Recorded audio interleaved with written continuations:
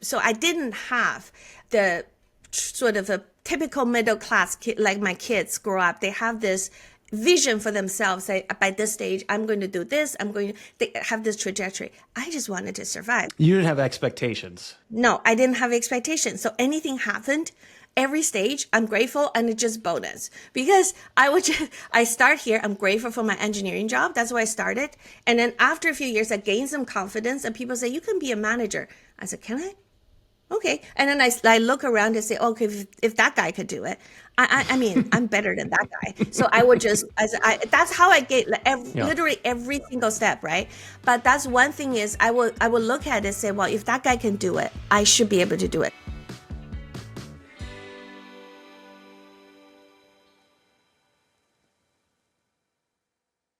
Hey everyone, it's Brian Heater, managing editor at A3. We are back with another episode of Automated. This week we're speaking with AWS generative AI executive and A3 board member Dianne Eldridge.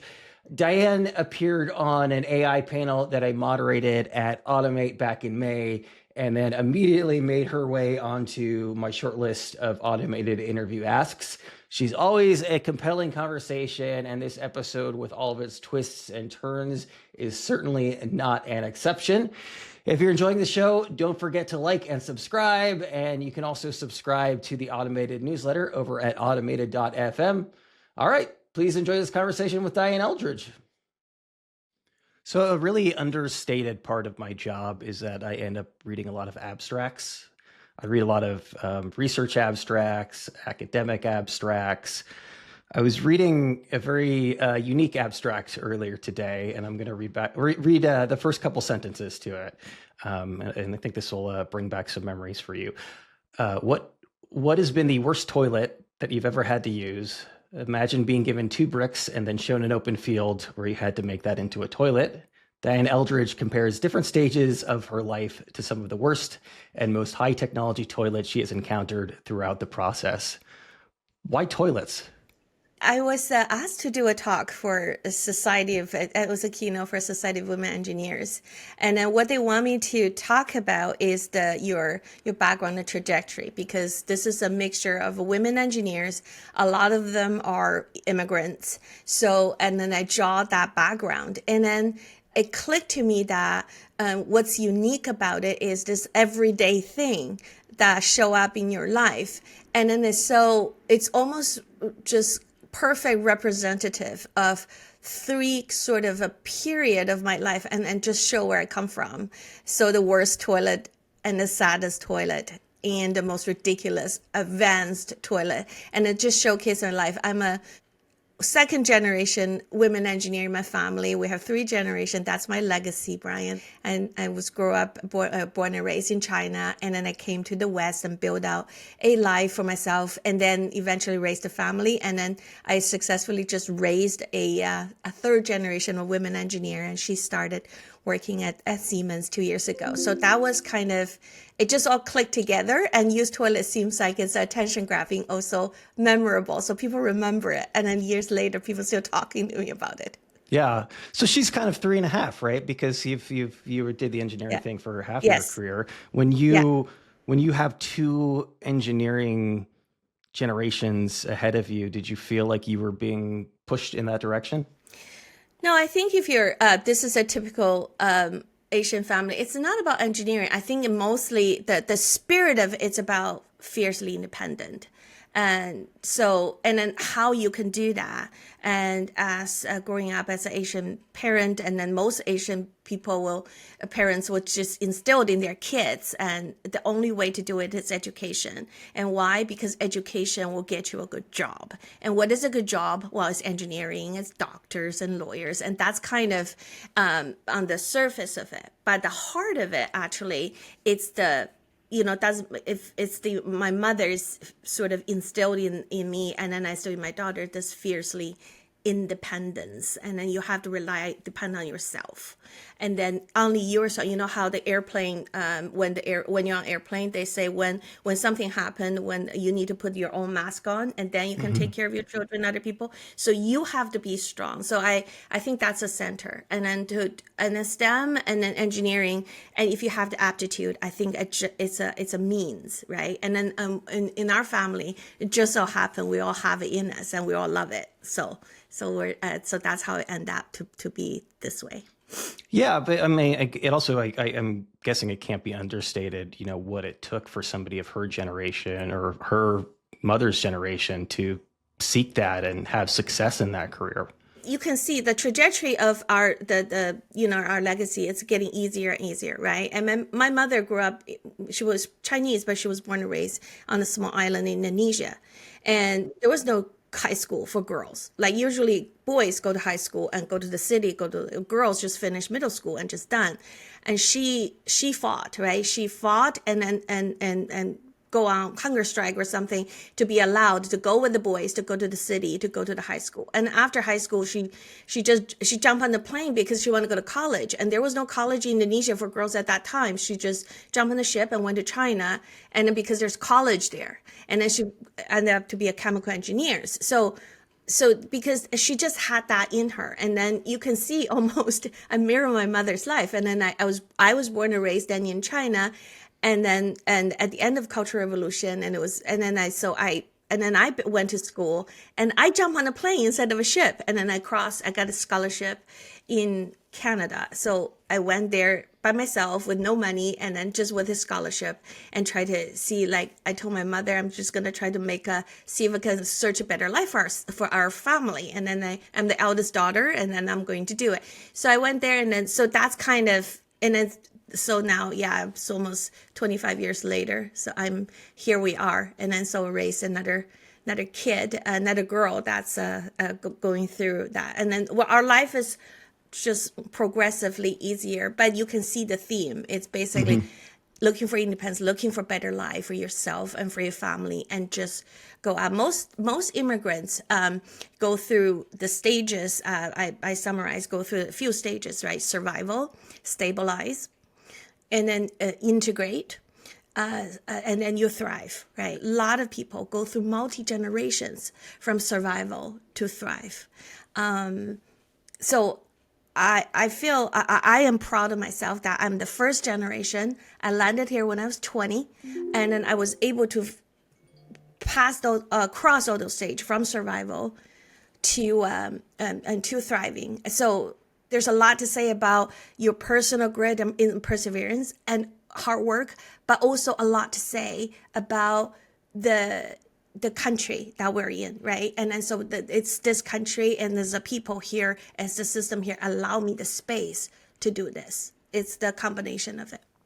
Yeah, I mean, you alluded to the Cultural Revolution, so given it was ending at the time, but even despite that fact, you felt like this opportunity still wasn't open for you in China. No.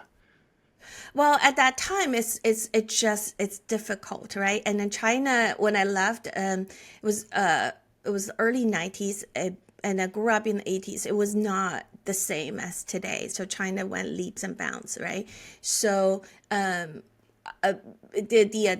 amazing sort of a progress that in my lifetime to witness, it's stunning to watch, a history making, right? Because you had to think about, I grew up in central Beijing. Like I could jump on a bicycle and rode to Tiananmen Square like half an hour. That's how central I grew up in, like central Beijing, and that's capital city in China. But when I was little, there was literally still horse buggies in front of me. I'm not exaggerating, right? So because horse will come in, and then with vegetables and come in, and then we will see that in our, on our streets. And then we went from that to today, like it just go on TikTok and see what's China today. So, but when I left, China was still the way it was, and so it was just the beginning of the reform. Yeah, and there's fiercely independent, and then there's a story that you told me about your mom, which I think probably goes like a step beyond fiercely independent, and to such a degree that you're not in any position to make excuses for why you can't do something when your mom has taken those kind of risks to get to where she was. No, no, because I think that's the I think that that's the sort of spirit and DNA instilled in me, right? And then so you if you see how hard she worked, and I talked about growing up, and I was so grateful actually for that pieces of childhood memory because my sister was 4 years younger than me. She didn't remember any of it because when Mm. she had the memory, our life already got better.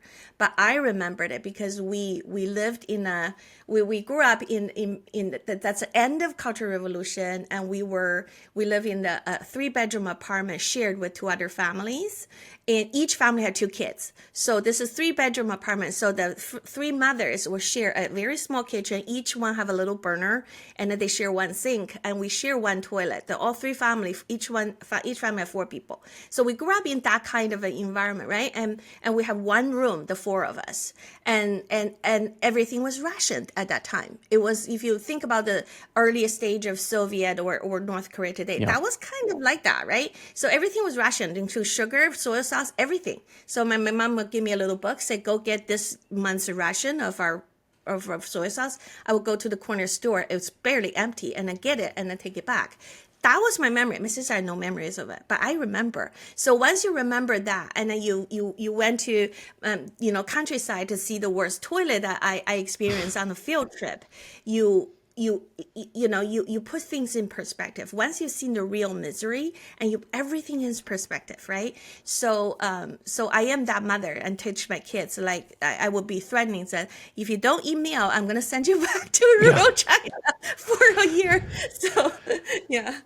Yeah, yeah, and you mentioned I think it was the 3 stages of that kind of early immigration process, and I'm guessing that the struggle being the first stage, like you were pretty well set up to deal with the struggle. It sounds like I think in spirit wise, right? And because, and also because the first stage is survival. When you're actually in survival. survival mode, yeah, when you're in survival mode, you take you don't take anything for granted, any opportunity, and you hustle, right? And then you want to do that. So any opportunity you got, you take it, and you're grateful, and then you work hard and try to make the best out of it. So one of the key differences when I first the whole I had this 20 some years career, and then from factory floor engineer all the way to executive in a very sort of a male dominant industry, I would say, is because it's triple threats. It's engineering, manufacturing, and oil and gas, Mm. and then now tech, right? So and for Chinese girl, like when I first started, it was so I didn't have the sort of a typical middle class kid like my kids grow up. They have this vision for themselves. Say, by this stage, I'm going to do this. I'm going to they have this trajectory. I just You didn't wanted have to survive. expectations. No, I didn't have expectations. So anything happened, every stage, I'm grateful, and it's just bonus because I start here. I'm grateful for my engineering job. That's why I started. And then after a few years, I gained some confidence, and people say, you can be a manager. I said, can I? Okay. And then I look around and say, okay, if that guy could do it, I mean, I'm better than that guy. So I would just, that's how I get like, Yeah. literally every single step, right?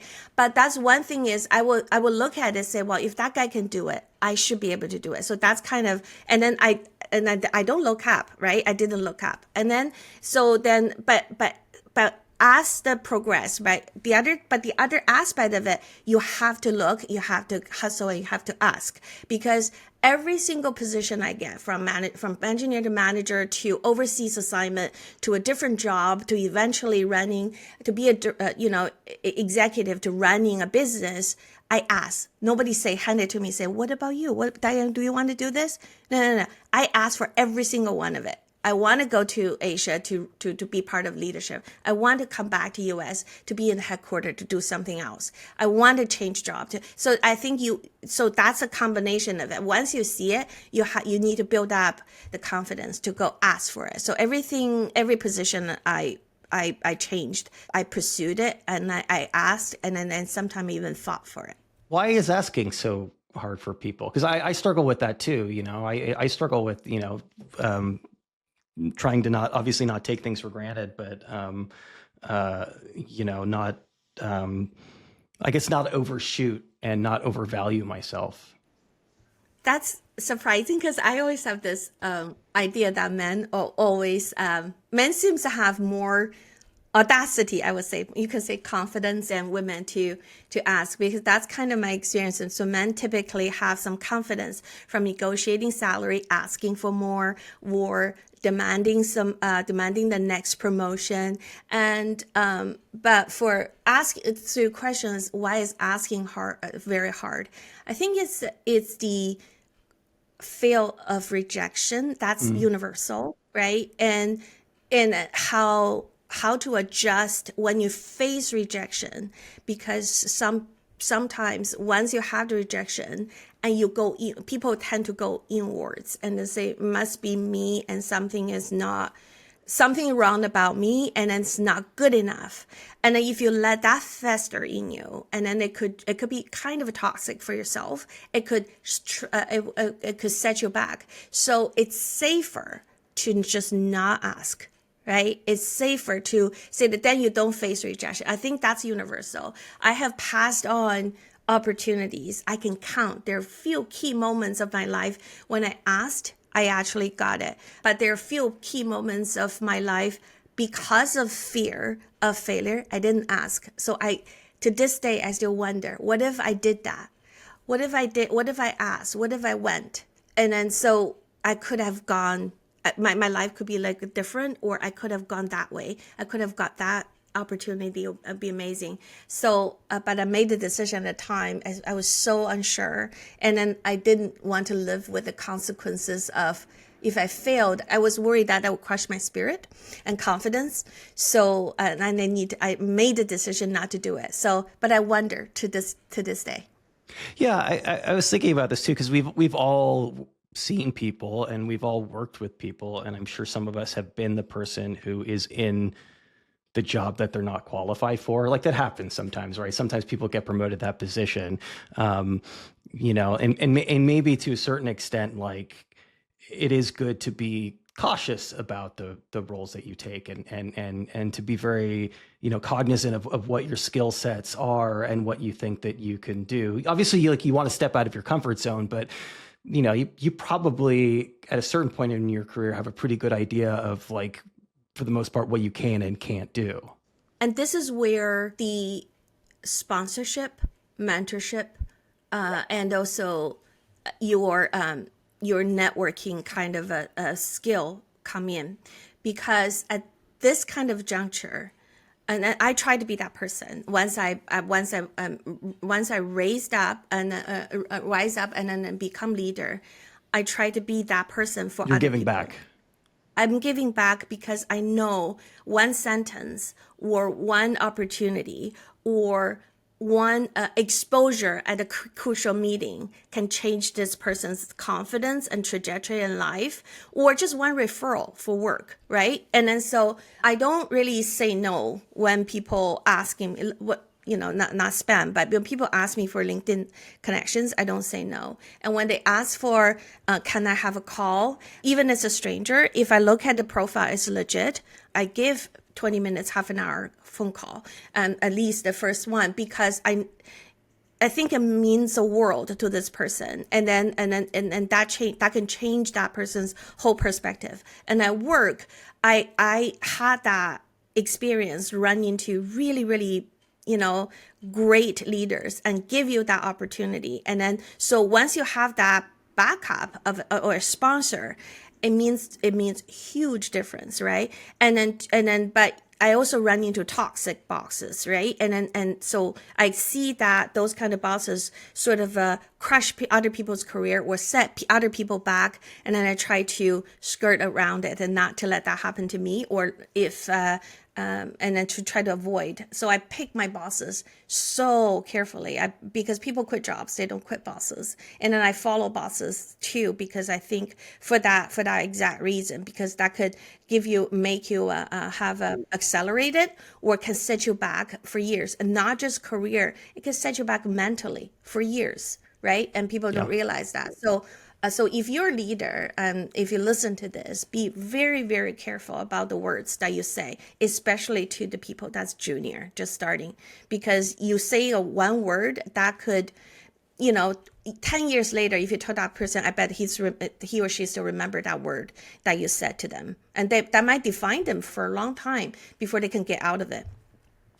Yeah, I mean, I think about this in my own life, and just sort of getting older, that it does feel like, whether in work or school or anything else, that those earlier years in your life feel so much longer and more consequential, because everything takes on a much deeper meaning, because everything is so much more formative at that period. Yeah, I remember the first time a person say, the spot is, my manager at the time, and he's moving on, and he said, I'm going to do it. I said, who's going to be our boss? Who's going to be our manager? He said, well, why not you? I was so shocked. I was sitting there for a few seconds. What do you mean? You think I can do it? He said, of course you could do it. I was so, I remembered that moment. And then I was sitting there, and on the way back, I said, if he thinks I could do it, of course I could do it. But until that moment, it never really entered my Yeah. thoughts that one day I could do it. Like, it's crazy, right? And then So, yeah. so that brings up an interesting question, though, and obviously, like, the people who need to be reached out to the most are the people probably who have the most difficulty asking for help, who are the quietest people. What do you do or how do you reach out to the people who can't ask for help? To help people that, especially your leader, for when you actually have people from like with different sort of tendencies or attributes, right? Especially the introverted people, and this is very, very common for STEM majors, for engineers, for tech workers. A lot of them are introverted people, and in our society, especially in the West, we bias towards the outgoing Extroverts, people, yeah. like people like me, extroverted people like me. I'm extremely conscious of it because I raised, my son is introvert, my husband is introvert, and they're all very, very smart. So that's why to be a empathetic leader and to recognize, so to be a leader, a lot of people think that the leader is being you have the capability to do more things than other people. That's not the key of being a leader is to recognize everybody on your team's strength, and how do you give them the space and confidence, and in their terms, ideally, for them to thrive, right? So what I'm always trying to do is I recognize in people don't realize if you do that well, it's actually benefit you as a manager tremendously, because if a person is extremely well organized, you give that person a job, and that kind of organized job will run project manage. And if a person is extremely smart and always ideas, and you put them in R&D, right, and they have the innovative design just come up like 10 times speed than other people. And then based on that, it could set your year for a really good run for a new product, a next version and design and everything. And it's all centered on this person's idea and brilliance of the design and the speed of it. So that's you need to be recognized that. And then if the person is introverted, as a leader, you need to constantly elevate their name in meetings, in front of leaders. Put their name up and say, here is that person's design. Look at what a job that this person did. And look at this. We were able to achieve this schedule. It's because of this person's fantastic project management job. You put their name up. You have to constantly do that. And people don't realize that's free. They're not asking for raises, right? Especially for knowledge workers. We want respect and meaning of the job, and this kind of recognition. It go miles and miles. That's what's important. And a lot of the introverted people is, again, if they're not very good in the group setting, but they're very good on one-on-ones. I also set up them with people that one-on-ones, so they actually have still have the relationship in the small setting. So, and then have them to speak in that setting, so they can speak up, so you can actually catch their ideas. So there's a lot of ways to do it, but you have to be mindful and thoughtful, and then be systematic and then intentional to draw it out to people. I think that's really a key to be a good leader and to build a really, really high functional team. Yeah, I think one of the kind of most potentially harmful traits that maybe we don't talk about much is this notion, and I think it's probably like a subconscious notion that success is kind of a zero-sum game on a team, wherein this is why a lot of managers get defensive. If somebody on your team does well, does that detract from your success? Are you worried about them getting promoted and them getting the lauds over you? That's so right. Because when that person, in my mind, right, like I know we're right now, there's a corporate kind of a trend that sort of maybe we'll try to eliminate the middle managers, and then try to remove the layers, and they say to be more lean. A lot of organizations, especially industrial organization, those middle managers are the backbones of it. So without look at the system, without look at how people are getting support, and then you just do a shortcut and then say, because once you eliminate that, you have instant quarterly report, and then you show that on your bottom line, you cut, because that's really expensive. And then once you move them, and then you can show some financial reward instantly. I worry that without proper intention to make sure people have the right support, it's going to collapse, because middle manager sometimes is the backbone, because they manage up, they manage down, and they're working managers, because they work themselves. They have their own day job. They have to do the work, and they manage people and support people, and they don't get paid that much. So once you remove them, and that's also a good stepping stone for people who want to climb the ladder, right?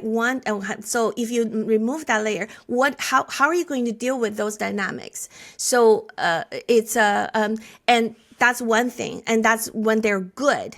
But the other side of it is when the senior management people, there's understanding gap, because when they put the manager in the middle, they don't think about it that much, and that's such an error, because they just pull up, they casual. It's a middle manager, so why would we care about? But those are the people that you want to put the right people there, because once that they could be the feed. If you put the right person there, that could be the feed for your future senior leader. And then if they function well, like, it's a positive flywheel, and then your ground level will function well. But they don't think about it that much. They just go to each group and maybe casually put the last sort of maybe quote unquote top performance, and they pull their top performance from their top sales guys, top engineer, design things.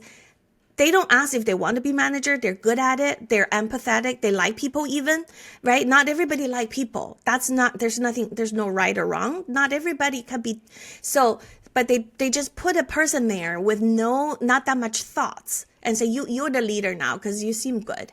And then without that, and they don't give them enough support, it's not going to work. I think we need to rethink about, as we go through this future of work, redesign our workflow because of AI, and then, how do we look at where to put people and everything. I think this need to be rethink, because at the end of the day, people do business with people. We're not going to say robot do business with robot. I don't believe that. We sell things to people that make those decisions, and to make it work I think in the foreseeable future, you still need to be key human in the loop to make sure everything works, especially in the industrial area, because we don't want things to explode, and we don't want people to die. So you have to make sure everything need to be, their key area that people human in the loop. And then where there's human, you have human dynamics, and people need leaders. People need examples. People need models, right? So that's why you actually need to be extra careful to think about who you put in the position of power at work. I think that will have some huge impact on your bottom line. Yeah, this is interesting, and I don't know if this works as an analogy, you can tell me, but something that I've been thinking about a lot for obvious reasons in my job, but certainly as I moved over to A3 is upskilling, right? Like Amazon is a perfect example of this. You put a bunch of robots on the floor. Maybe they are displacing some jobs, but they're creating new jobs. And the question is, how do we train for those jobs, right? I mean, how do we give these people a new skill set? And that to me, it's similar in a sense, I mean, whether it's what we would call a white collar or a blue collar job, ultimately it's about seeing something in that person where we feel like they have some kind of skill set that's applicable to another way of thinking or, another way of doing business. Because I've worked in the trenches in AI for the past 5 years with AWS. I think if you ask me what I worried about, that's what I worried about is the future, what's going to happen to the workers, right? When the robot comes. And then there's not enough, because right now everybody's so focused on technology and then try to do that race.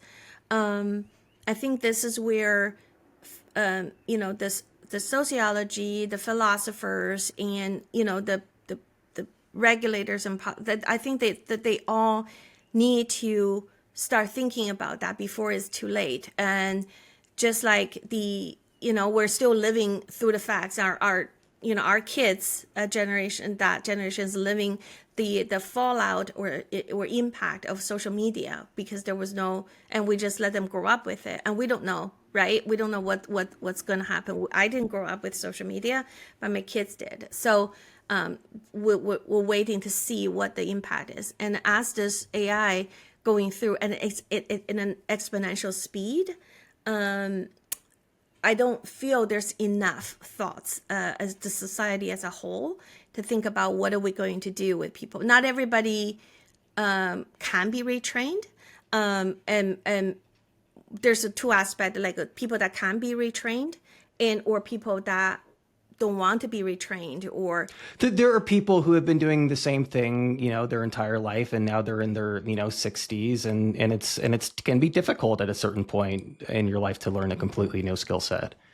If AI can do good, then let's make sure that AI can.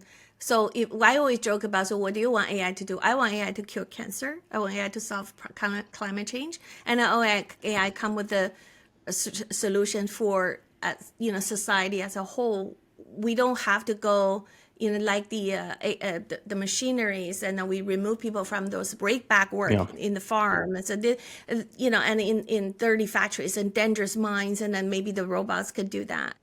So how do we help people to find new meaning of work, maybe? So I don't have the answer. I just wish more people would discuss it and talk about it. We're here to talk about it in a podcast. And as A3, we're talking about automations. But I think as this body, and we also want to talk about our in this industry as we automate, and then it's from the spirit of make people safe, remove the mundanes and the borings and everything, right? And in the meantime, how are we going to help our members, all these workers, and how are we going to get them? Can we work together to find new way of living or new meanings, right? So how do we deal with that as we advance the automation, right? Because we're robots, and we're about automations and everything. So what else we can do to collectively in the industry can do? I think that will be a very interesting thing that we start to talk about in parallel, instead of just talking about robots and automation in isolation. I don't think I've really thought about it in these terms before, but it makes a lot of sense. I think a lot of the hesitancy around it is, especially when it comes to new technologies like this, that we're just waiting to see how things shake out, right? We're waiting to see like what it looks like 10 years from now, but obviously 10 years from now, we'll be waiting another 10 years from now, and a lot will have happened to a lot of people will have been impacted in the meantime. Yeah. I agree. So I think that's the issue that the whole industries, as we build more robots, as we advance more, we want to think about it. I think my original country, China, it's very interesting. So I'm watching it quite closely, right? They Yeah. just had a it's just in the news. I think our A3's Jeff president just went there. So they had a robot Olympics. Humanoid games. Yeah. I had a video of them running. They run tracks and everything. So, and they're quite advanced. But China also have this massive problem, right? So they have massive population. What are they going to do as they have robots replace, replace all these workers? So what are they doing with it? So it'd be interesting to see that model, because I would call them state capitalism, because it's capitalism that's controlled by state.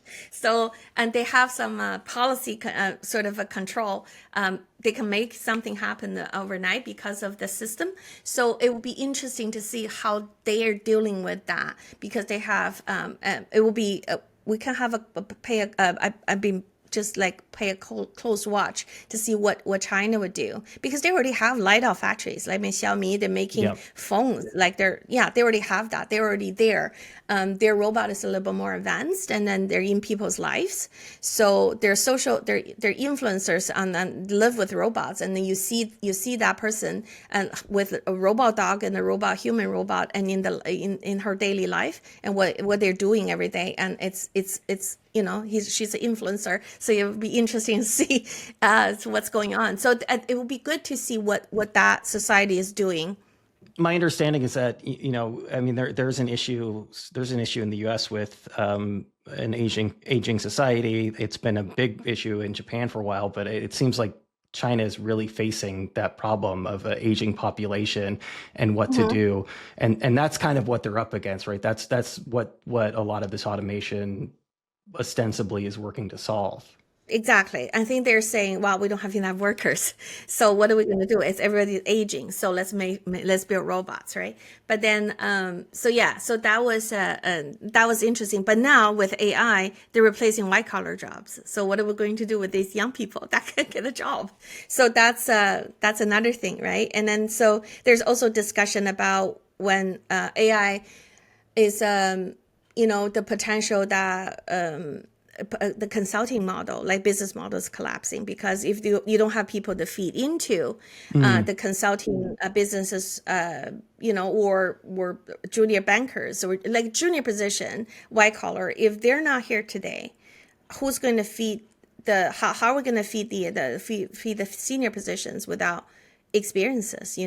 So how's that going to work? You can see them in the news, right? People have the young graduates just, I think the headline was young graduates from Dartmouth or something had to work at Chipotle because they couldn't find jobs. So because the traditional, the social contract of you graduate from a good college and you will have a career and then start building out your career and family, and it seems like it's showing cracks, right? So what's our answer with that? Yeah, something that, and I think that this is inevitable, is when we start talking about stuff like this, we have to frame everything in terms of abstraction, right? Because these is like huge numbers of people that we're talking about here, entire generations, especially, in China, just absolutely massive population. So, let's narrow the focus a little bit, and obviously this is something that you've been thinking about yourself. I mean, pragmatically, as you look at what's happening right now to white collar work with AI, what can you do in your job to help prepare your employees for the way their jobs are going to evolve? That's a number one top questions. Every AI practitioner is talking about it. I've been listening to a lot of podcasts and reading, and I listen to people. I don't know if anyone actually have a good answer, because everything just changed. And then I was on an AI panel. There in general, there's two school of thoughts. There are people that's extremely just very optimistic, and they think that it's going to change and it's going to be better. And there's also people that think that extremely dark, that could, something could happen that could some people use AI to do something horrible, and then a bioweapon or something, it could wipe out 50% of the humanity, right? And then there was one panel with all the AI thought leaders on the stage. What's concerning is that half of the panel is on the doom side to believe that could be a possibility. That could be a possibility. So that's very, very concerning, right? And as a person that practice in AI, I'll give you two of my practice. One is that the conversation like this, and I try to raise the voice and concerns. And whenever you see somebody that's leaders, company leaders, and you want to put these thoughts in their mind, so please think about it. Think about this is people's livelihood, and then there's for the society, humanity, this kind of a high level. Yeah, I mean that's something. Sorry, yeah, just to interject, but that's something that I always say because this has been very important to me. This is why I'm always posting like job lists. Is again, getting back to the idea of abstractions, especially as somebody who has covered big tech companies so often, jobs become abstractions when you're talking about companies laying off tens of thousands of people. And it's easy to forget that each one of those people is a person. On the ground level, what I tell my friends, my colleagues, and my customers, what I do is, as I sell AI, that's what I do. Like that's my job. I will go to customers and then enterprise customers, big or small, and say, here, let's figure out, like as a strategist, let's figure out how AI can help you to transform your business, right? And then so if you talk to the senior level, they're all very excited because this could be, give them new revenue model. It could cut their cost and everything. But the elephant in the room is the cut cost. The number one cost costing is you don't need that many workforce. So I would try to focus on, look, you can actually, based on your existing workforce, how you can produce more. Hopefully you don't go there. You can say, based on my existing workforce, how do I make more? How do I come up with more revenue? How do I make my sales guys and my sales more or produce more? So that will be the thing to focus on instead of going, well, how many people I can cut. So I'm trying to balance in my own head so I can convince myself I'm not doing something evil. So that's one thing because I worry. Yeah, no, I worry, Brian. Trust me, I think about this all the time. I'm in the AI trenches. Like I said, I don't know if I'm doing something evil. I don't want to be, right? So I try to come up with return on investment, always focus on the upside. How do we do that to help you to make your machine produce more, make your people produce more, make them sell more? And so let's use this to figure out what's the new revenue that you can find, right? So that will be the one that I will focus on. Growth, right? Rather than cut cost. So that's kind of what I wanted to focus on the leaders. On the ground level, people are extremely, there's a joke about the number one rule when you sell AI is not to sell people that you're going to, that their job is going to be replaced by AI, right? That's the jokes that say, if you sell AI, don't do that. Now, what I wanted to try to tell people, look, you cannot stop the trend, right? AI is coming. And as an individual, so work with me, let's work together and we'll figure out. So you know what? Coming out of this project as a person, you can do is you can put a solid AI deployment project on your resume. Say, my team, I myself have worked with Amazon and then deployed an AI project. So you actually can improve your own resume. And then so you can put it to your own boss to get promotion. Or if you go out to get jobs or whatever, and will be a valuable experience that you can put it on. So use this as a learning opportunity, right? So instead of just being being a blocker, and then so, and then because you can't really, as an individual, it's going to be kind of, it's not going to be productive for anybody. So why not just work together and get what's in there for you, for this person there, right? So I'm trying to get to be very pragmatic and honest and look at me in the eye, say, this is why you and I work together, and then see we can do something. So we can put your name on this. We can promote it on LinkedIn. So we work together on something so you can claim that experience, right? And then so everybody's trying to get AI experience. Why not? Use me as a reference, right? So that's kind of what I would tell my customer on the ground level. I think I think I figured it all out. I think I cracked it. Okay. Okay. And this Okay. is what this is why you have to like listen 45 minutes into the podcast episode, because that's when the $1 billion idea comes. We create an AI. It doesn't replace blue collar workers, doesn't replace white collar workers. It replaces CEOs. All of a sudden, they're the ones who are worried about having their They're the ones. jobs taken over. I know. I know. No, there are people joking about it always. There are people joking about it. So I think, but what's important is we need to keep having this conversation, Brian, because otherwise it would just be a whole bunch of, so nothing, like, no offense to tech bros. It would just be always about tech bros, and then they go sycophantic and they just talk about, oh, look at what this can do. It can do this now. It can do that now. And then sometimes if you're not thinking about this, right? And I feel like I'm watching a person that being sold by their masters, by the counting money, and they have no idea they're being sold. Like let's not be that person, right? It's Let's not in be thoughtful. it's not in anybody's best interest, including the shareholders, to be a cheerleader to a fault for a technology. You have to be very pragmatic and you have to be very realistic. And again, this is something that I'm sure that you're dealing with a lot with these conversations around how we're going to implement generative AI, in industry, that I'm talking to a lot of people right now about, what humanoids like can and can't do, and distinguishing these really cool videos that we're seeing from like scaling in the actual world. And that's one of the things that we really need to get better at as society, is like figuring out ways to really give a realistic view of what technology actually can do for people right now. Yeah, I so agree, because that's why I almost, how in the medicine, in the medical field, there's a huge discipline about morality and an Yeah. ethical. So I think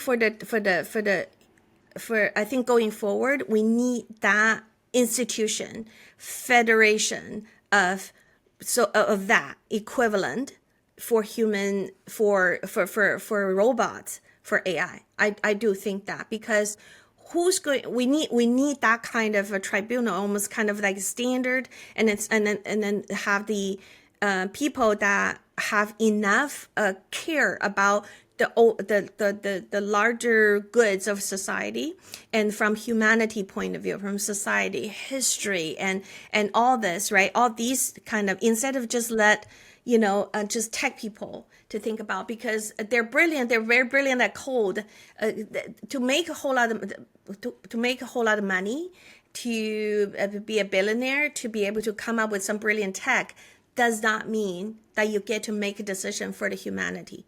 That's not their that's not necessarily their expertise.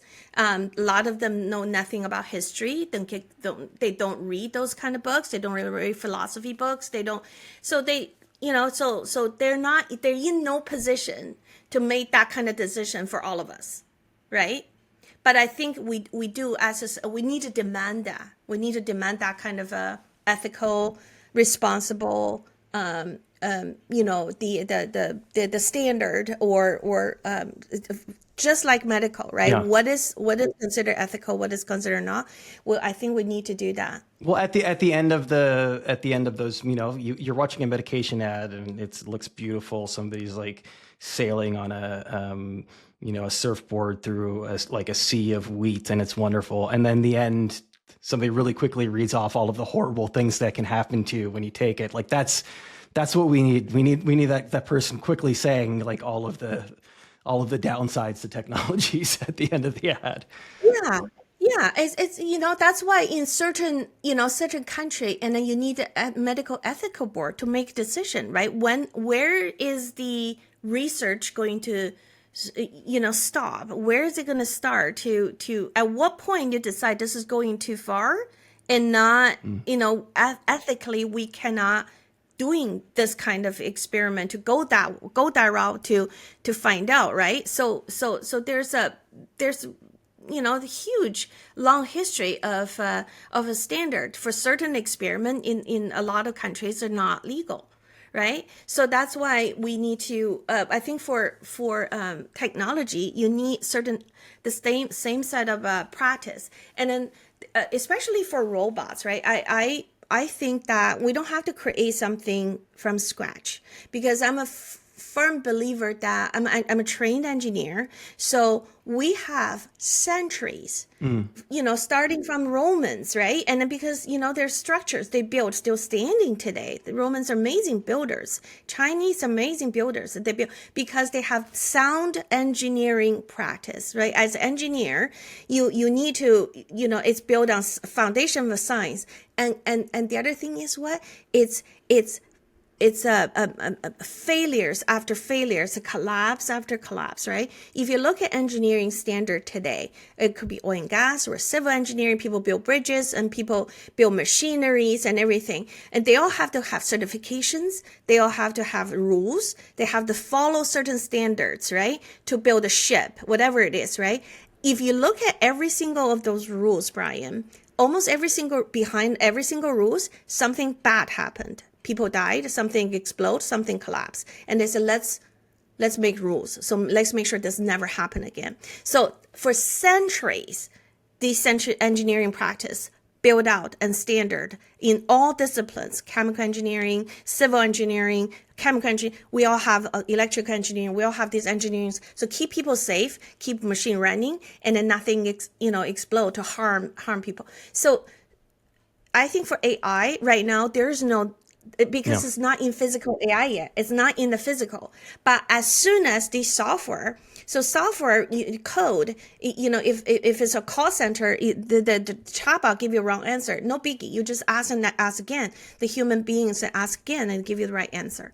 So that's okay. But as soon as across physical AI into vehicles, into machineries, and then it's entirely different bar. You have no fault tolerance because life is at stake, right? So once you get that, you need to adopt all these sound engineering practice built up for centuries. I think we don't have to start from scratch. You can leverage those to make sure once the AI cross the boundaries of into physical, we can leverage those so to make sure it's safe. Well, we're just about out of time. We're going to have you back on in the not too distant future. Dianne, thank you so much for joining us. Yeah. Oh, thank you. There you go. Thanks again to Dianne for taking the time to chat with us. She's got the kind of transparency that you don't often get with executives at big companies, which obviously makes for a much more compelling podcast. If you've made it this far, which you clearly have, please like and subscribe, tell a friend, and don't forget to subscribe to the Automated newsletter over at automated.fm. Thanks again for joining us, and we will catch you just about this time next week for another episode of Automated.